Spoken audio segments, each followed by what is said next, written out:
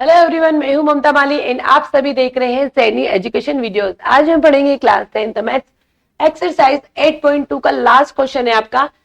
Question 4 है आपका, state whether the following are true और फॉल्स। आपको कुछ स्टेटमेंट दिए हैं, आपको चेक करके बताना है कि वो सही है या नहीं है। सबसे पहले स्टेटमेंट इन्होंने दिया है कि साइन ब्रैकेट के अंदर a plus B is equal to, अगर उनको अलग अलग खोलोगे आप साइन a प्लस बी, क्या वैल्यूज इक्वल होगी। क्वेश्चन एग्जाम्पल लेके बताती हूँ आपको। एग्जाम्पल अगर मान लो मैंने लिया साइन ए की जगह ले लो मान लो 30 और बी की जगह ले लो आप 60, कुछ भी एंगल ले सकते हो, ठीक है।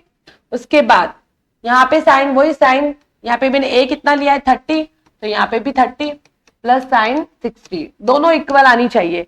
अब यहाँ पे क्या हो रहा है, देखो साइन 60 और 30 मिला के तो हो रहे हैं आपके 90, और यहाँ पे वैल्यूज पुट करोगे। साइन 30 की वैल्यू क्या होती है, आपको टेबल लर्न होनी चाहिए। 0 डिग्री,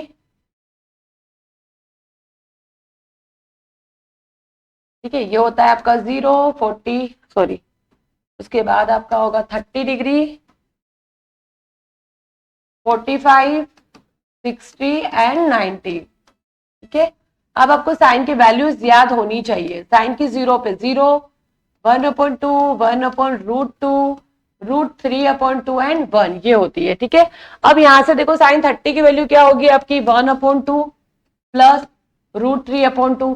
साइन 90 की जो वैल्यू होती है आपकी 1 होती है, और यहाँ पे देखो नीचे सेम डिजिट है तो आपका एलसीएम 2 ही होगा, ऊपर कोई चेंजेस नहीं होगा। क्या ये दोनों इक्वल है?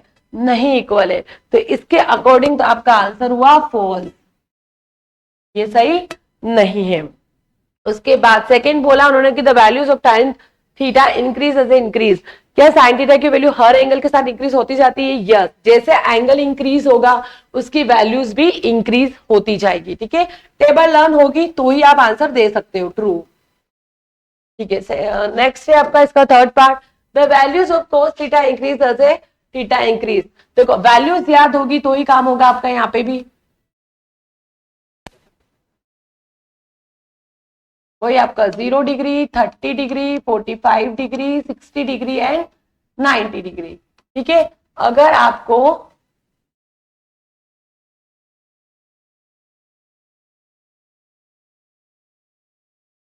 ठीक है, सबसे पहले यहाँ पे लिखोगे साइन और कोस, क्योंकि एक दूसरे से रिलेटेड है। Same process 0, 1/2, 1/√2, √3/2 and 1।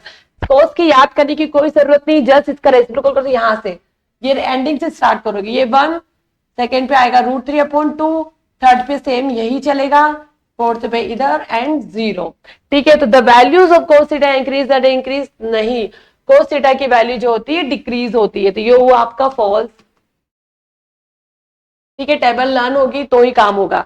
Sign theta is equal to cos theta for all values of theta. क्या साइन थीटा और कोस थीटा की जो वैल्यू है सारे एंगल्स पर इक्वल होती है? नहीं, ओनली 45 पे दोनों इक्वल होते हैं, बाकी इक्वल नहीं होते। आंसर तो होगा आपका इसका फॉल्स,